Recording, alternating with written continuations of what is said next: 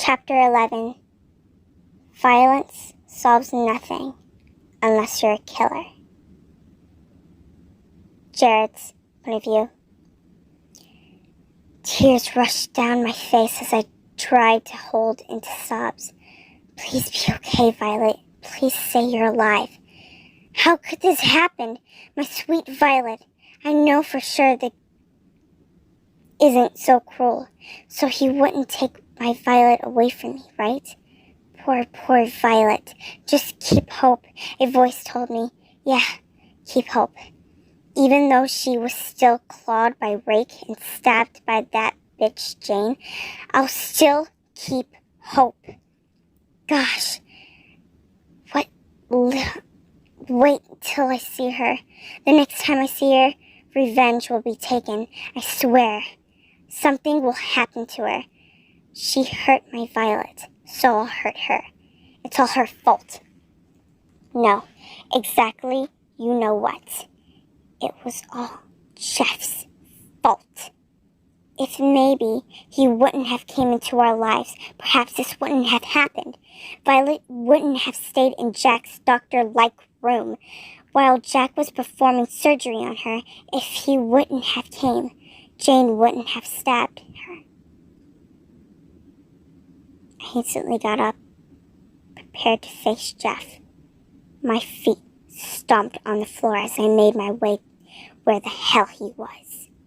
I saw him downstairs sitting on a chair, and instantly I ran downstairs comforting him. Confronting him. Everything was your fault, I snarled. Jeff chuckled before bringing his head up. Yeah? My fault? I really shouldn't have saved her from rape that day. There was really no reason to freaking get into our lives, I shot back. He got up and stared at me. Well, maybe if your ass wouldn't have come into this freaking town, Violet could have stayed happy with me. I let out a loud laugh. Is he for real? The dude is insane. Seriously, Violet would never go out with someone like you, I said, poking my finger in his chest. He let out an angry growl. Just because I'm a killer doesn't mean I have no heart. Besides, she's already going out with someone like you, he said, poking his finger in my chest. Without warning, I grabbed his hoodie. Listen here, you little screw. She loves me, not you. Get that in your sane mind. I spit right in his face.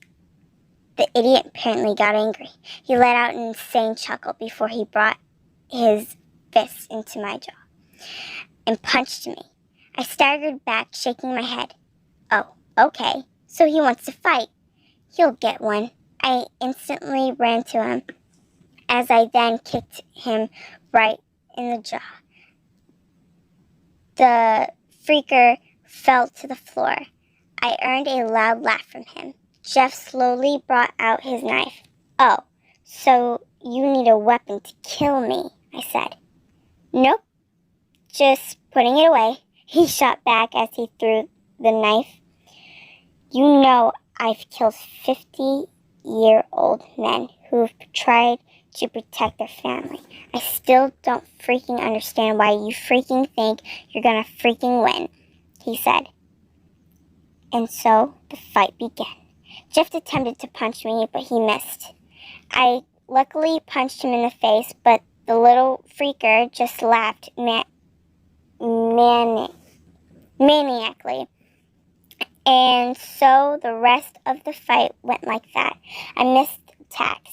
He missed attacks. I was able to punch him, and he was able to punch me. And the rest of the fight went like that until Slender Man popped from nowhere. His tentacles came around my hips, so did Jeff's. Slendy pulled us off each other. Enough, he shouted. Jeff laughed again. He attempted to slip from Splendy's grasp, but Slendy was stronger. Both of you, stop fighting, he said. Violence won't solve this, he said. It will solve his face, Jeff said. Slendy pulled him farther from me. I bit my tongue to prevent myself from shooting a witty comeback. I knew that if I did, it would start another round of punches and kicks. My eye was now swollen and purple, and I had bruises in many places. The same with Jeff.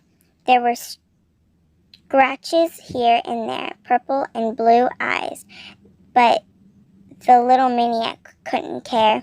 At first, I didn't understand why, but then I remembered he was a freaking killer. And then he's been through this kind of stuff since he was 13. Say sorry to each other, Slendy said. Jeff let out a chuckle as I did. Do it for Violet, Slendy said. Okay. Jeff, I'm sorry. I waited for Jeff to say sorry, but it never came. But just then, Jeff let out a loud gulp before saying it. Jared, I'm sorry, he managed to say. After that, he pretended to throw up, as if it sickened him. You know, you're not that bad, I mentioned. Yeah, I don't know why I thought you were so bad, Jeff told me. Friends? I asked him before I offered a handshake.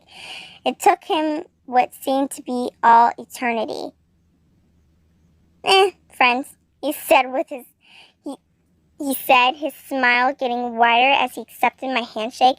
You know, you're lucky. It's pretty damn hard to get my good side, Jeff told me as Slendy slithered his tentacles away from us and put it back in his back.